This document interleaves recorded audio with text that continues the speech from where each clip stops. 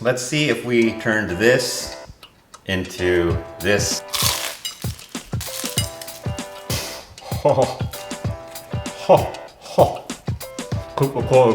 First, we're actually going to cook up the longanisa. I'm actually going to boil some water here in a pan, and once it comes to a boil, these are the sausages we're going to add. Filipino sausage, longanisa. We're going to add those right to the pan. Love these sausages because they're nice and garlicky and sticky and sweet. So cook them up until the water evaporates in the pan. Poke them with a fork so they don't explode later on. Add some cooking oil and then just fry these things up until they're nice and seared on basically all sides, looking a little bit like that. Yeah, that looks great. Here's a close-up of that sausage. That's looking good. So these are ready to come off of the heat. So we're going to go ahead and do that. And we are going to take our wok and fill that up with enough cooking oil to deep fry, which will take us into our next step. And that's going to be to prepare our corn dog batter. So I'm going to add some bread flour, some baking powder, some salt as well, some cornmeal, some sugar. I'm gonna whisk that together until it's all nicely combined like that. And then I'm going to add in my wet ingredients. So here is my evaporated milk. Pour that right into the dry ingredients. I'm gonna crack in 1 egg right into the bowl. And then some melted butter. And I'm going to whisk that all together until it's nicely combined. It's a little dry. Just add in a little bit more evaporated milk until it looks a little bit like that. That's quite nice, like a thick pancake batter. So now that our oil is heated up, I'm just going to test the oil with a little bit of the batter. Yep. And if it looks like that, then it's ready to go. Looks like an ear pod. But it tastes better than an AirPod. Anyhow, go ahead and skewer up some longanisa. 1 chopstick should be enough for 2 longanisa, so I will go ahead and do that. And I'm going to... Oh, wait, first let's take a look at it and admire it. Then I'm going to batter it up. So you're gonna cover it up with batter. This sausage is really slippery, so using a spoon may help. But it should look a little something like this. Now, my first frying attempt was too hot. This is what you're not supposed to do. This doesn't look appetizing. It doesn't even remind you of a... I mean, I guess it sort of reminds you of a corn dog, but like a corn dog that's had a bad day. So let's try to get it the right way. So here I am, trying it once again. I've actually lowered the heat on the pan because it was way too hot. You saw that the oil was smoking. Gonna batter up some more sausage, and this time I'm actually going to sort of dip it in there and baste it as I do. This turned out to be a better technique for frying this corn dog. If you have a deep pot to deep fry, this probably won't be a problem, but this is the way I had to cook it. I mean, corn dog, I think, ish.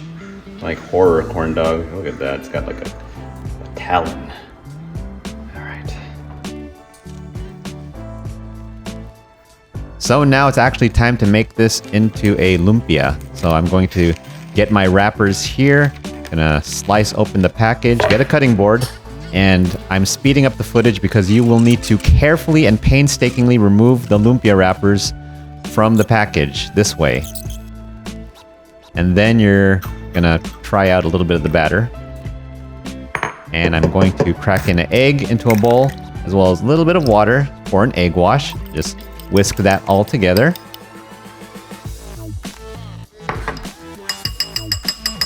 And I'm going to brush that onto the lumpia wrapper until we have nice coverage, because we want this to stick to the corn dog. So that looks about nice. Now I'm going to carefully wrap the corn dog in the lumpia. This is going to look unusual, but This is the necessary step to create this crazy Franken fusion Filipino food delight. So just go ahead and carefully get that all wrapped up nicely.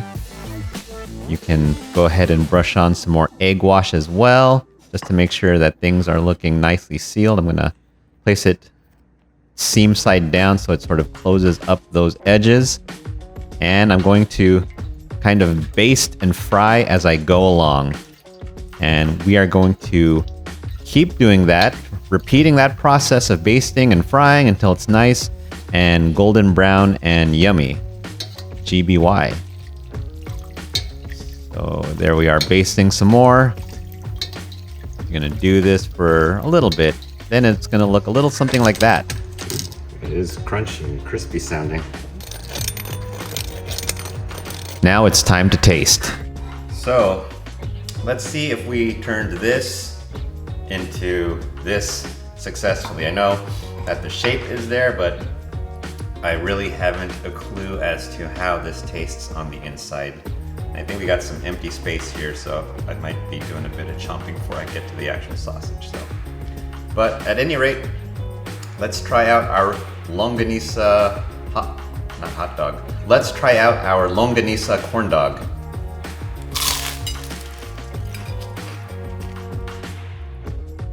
As suspected, delicious as that bite was, that was pretty much all carbs. Okay, so let's see.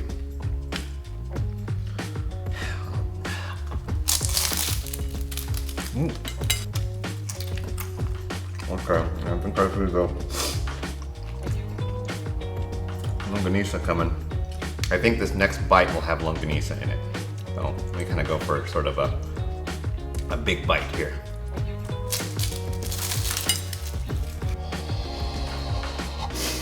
Oh. Oh, oh, oh.